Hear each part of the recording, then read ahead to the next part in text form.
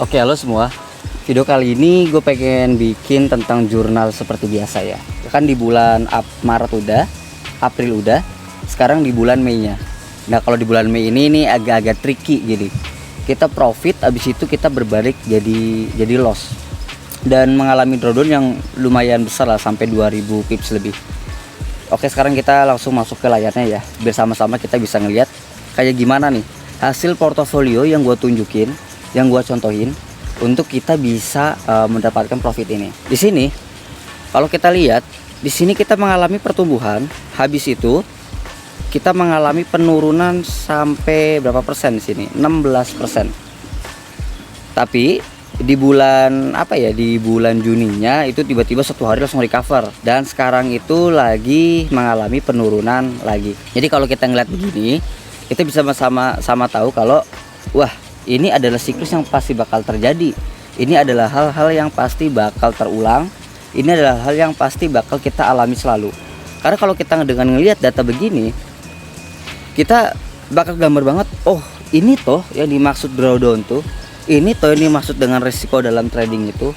Ini loh hal-hal yang perlu kita siapkan. Karena kalau misalkan kita ngelihat transaksi per transaksinya ya, gue udah bikin jurnalnya, tapi belum diupdate di website sih ya. Tapi ini ada di Canva-nya. Di awal-awal kita mengalami loss, terus profit, loss, dan sampai ke profitnya. Terus transaksinya tuh mulai biru di sini, dan mulai penurunan tuh di sini nih, di 18 ini. 18 ini terus turun sampai naik lagi, sampai turun lagi, dan sampai hasilnya itu tutup buku dengan minusnya itu di angka segini nih, 888 pips, dengan max drawdownnya itu di angka 2610 pips. Dan sekarang kita masih belum recover untuk drawdownnya.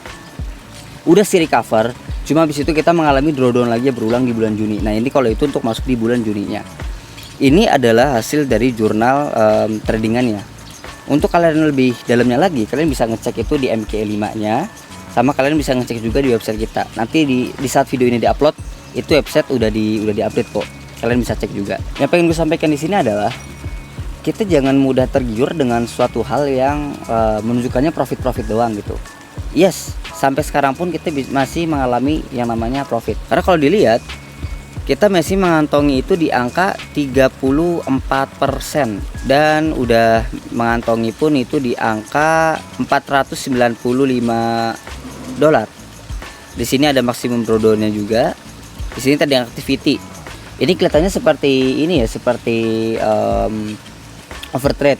Cuma karena kenapa ini transaksinya jadi lebih banyak? Karena kita menambah sampai kurang lebih itu 9 analis, yang awalnya itu cuma 3. Dan inilah makanya yang membuat tradingannya jauh lebih banyak. Kenapa? Karena untuk disertifikasi sebenarnya.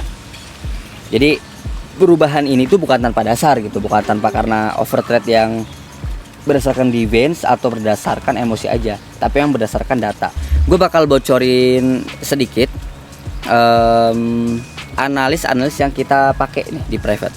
Ini adalah hasil jahitan yang kita pakai. Di sini ada trader TTS, ada NWCFX, ada Udin Trade, DigiGold, Ten is a Friend, Hustle Trader, Raja Wali 334, UP Lulu, Kapota. Jadi kalau kita ngelihat begini, tutup bukunya pun kita seharusnya ya kita nggak mengalami money loss. Tapi kan namanya data is data, kita nggak ada yang tahu hasil bakal gimana. Dari sisi itu, kita ngelihat grafik pertumbuhan portofolio kita penurunan begini, jadi suatu hal yang menakutkan nggak? Jadi enggak. Kenapa? Data kita udah pegang, data udah punya apa? Udah dari tangan kita datanya. Terus di sini bisa recover ternyata. Habis recover ternyata mengalami penurunan lagi.